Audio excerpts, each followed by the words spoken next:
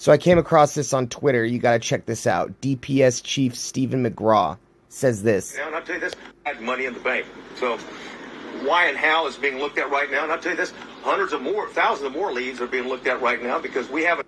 To me, motives in this situation don't make any sense. There is no reasonable justification or motive or excuse as to why someone would murder 19 children. Obviously, whatever motive this person had for killing 19 children isn't going to be a good one. It's not like we're all going to be, oh, yeah, that makes complete sense that he did that.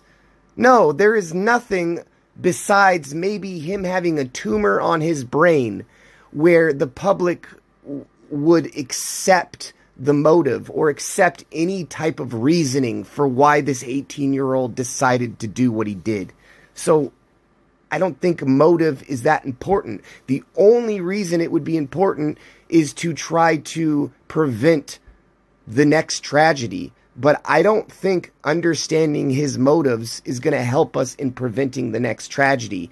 Whatever his motives are, it has to do with mental illness. It has to do with us getting in the way of mentally ill people going out and buying guns the same day they choose to murder a bunch of people. That's why I'm in favor of gun licenses and I'm in favor of mandatory wait times. Things that actually might prevent the next tragedy from happening instead of this asshat saying this. Answered all the questions. We haven't gotten into the why. Okay? We know the individual was also into cyber gaming in that regard, and group gaming in that regard. So we got a lot of cyber gaming.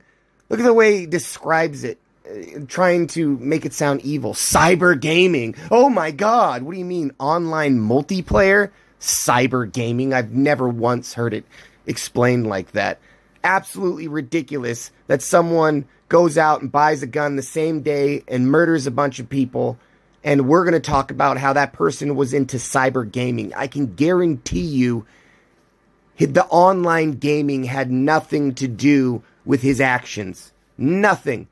And we've also proven this through studies over the years. We have basically come to the conclusion that people understand the difference between violence in video games and violence in real life, but we're still going to bring out these tired arguments about cyber gaming to explain the motives of someone who murders 19 children. Fucking ridiculous.